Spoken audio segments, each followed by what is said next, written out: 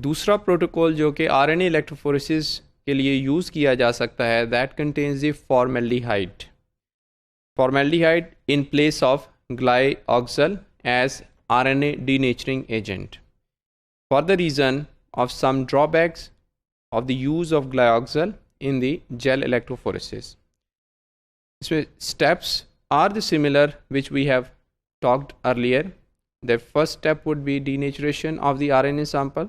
RNA sample can be denatured by formamide, and then electrophoresis is done using agarose in the presence of formaldehyde.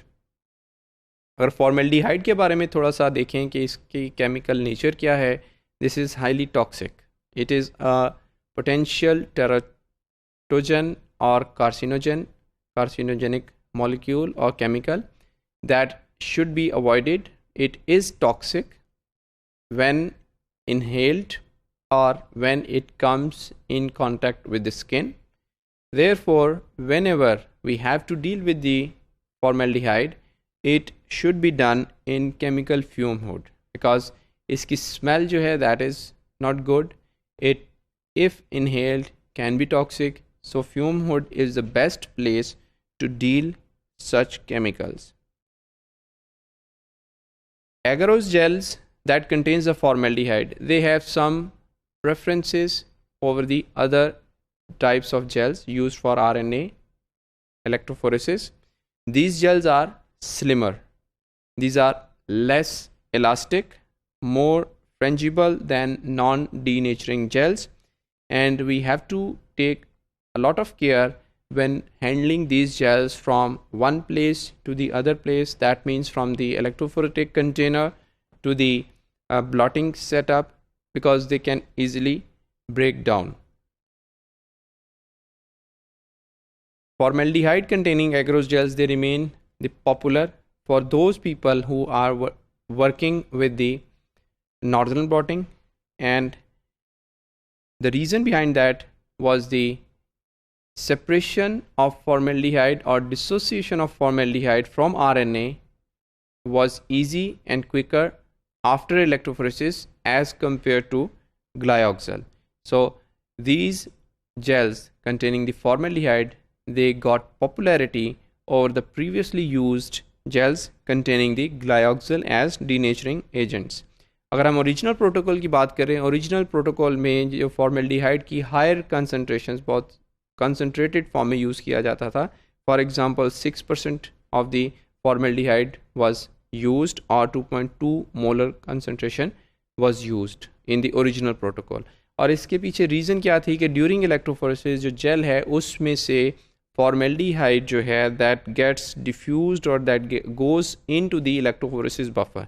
Ultimately gel में जो concentration है formaldehyde की वो decrease हो जाती थी.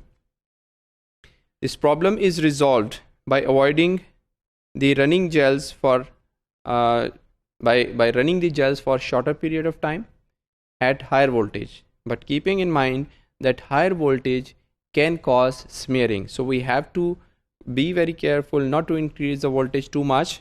The best voltage could be 7 to 10 volts per centimeter as compared to normally used 2 to 3 volts per centimeter. So this increase is going to cause change in the formaldehyde concentration in the gel 1.1% or 0.66 molar. Staining के लिए we use the ethidium bromide. Ethidium bromide हमारे पास दो options है. Either we can use it in the gel during the casting, or we can add them into the RNA samples.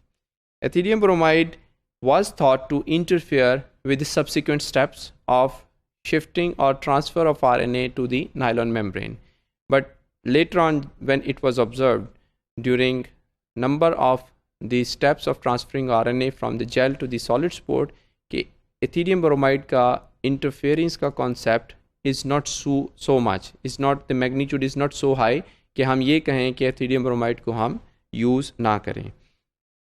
Better staining के लिए दूसरा option हमारे पास है कि RNA sample में एथिडियम ब्रोमाइड को शामिल कर दें और उसको हीट करें before doing the gel electrophoresis. इससे एक तो स्टेनिंग बेहतर होगी और उसके बाद जेल में इंटरफेरेंस जो एज्यूम की गई एथिडियम ब्रोमाइड की that it interferes in the transfer will not be there. उसके बाद एक और चीज़ हमें सामने रखनी पड़ेगी कि एथिडियम ब्रोमाइड की कंसनट्रेशन मैटर करती है बहुत ज़्यादा। अगर एथिडियम ब्रोमाइड की कंसनट्रेशन 50 माइक्रोग्राम पर मिलीलीटर ऑफ द सैंपल इससे ज़्यादा नहीं है तो interference in the transfer from the gel to the solid support is almost negligible. So we can use the ethidium bromide either in the sample or in the gel.